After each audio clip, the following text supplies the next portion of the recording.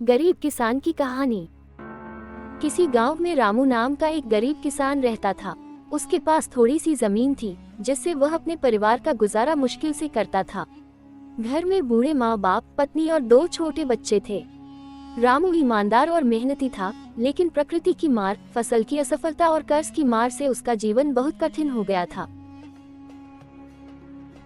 कठिनाई भरे दिन। सालों से सूखा पड़ रहा था। बारिश कम होती और जब होती भी तो कभी कभी बेमौसम ओलावृष्टि फसल को तबाह कर देती। रामू ने कई बार बैंक और साहूकारों से कर्ज लिया था, लेकिन हर बार फसल खराब होने के कारण वह समय पर पैसे नहीं चुका पाया।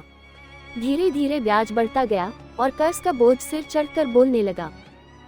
साहूकार आए दिन आकर धमकाते, कभी जमीन छीन लेने की बात करते, कभी घर कुर्क करने की धमकी देते। गांव वाले भी अब ताना देने लगे थे, इतनी खेती करके भी कर्ज नहीं चुका पाए, अब और क्या करोगे। लेकिन रामू हार मानने वालों में से नहीं था। वह रोज सुबह उठकर खेत में काम करता, अपनी पत्नी के साथ जमीन को जोतता, पौधों को पानी देता और रात को थक कर गिर जाता। उसका सपना था कि एक दिन ऐसा आए जब उसकी मेहनत रंग लाए और उसका परिवार सुखी जीवन जी सके।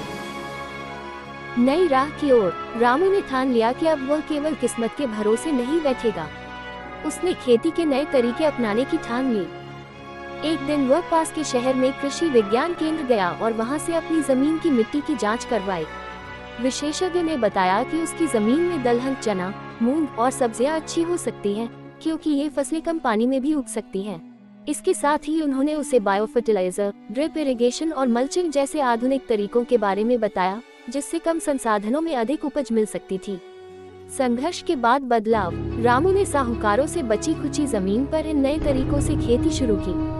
उसने गोबर की खाद, घर में बनाई केचुआ खाद और बरसात का पानी इकट्ठा करने के लिए एक छोटा टांका बनाया। शुरुआत में लोग हंसे, क्यों बेकार की पढ़ाई करके खेत खराब कर रहा है, लेकिन रामू डटा रहा। कुछ महीनों बाद उसकी मेहनत रंग लाई। उसकी फसल लहलहाने लगी और उसने मंडी में जाकर फसल बेची।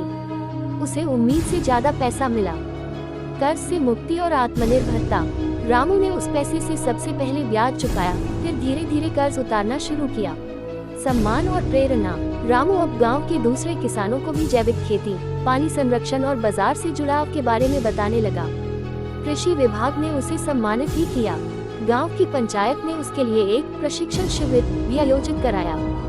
रामू की जिंदगी, जो कभी कर्ज और संकट में डूबी थी, अब एक प्रेरणा बन गई थी।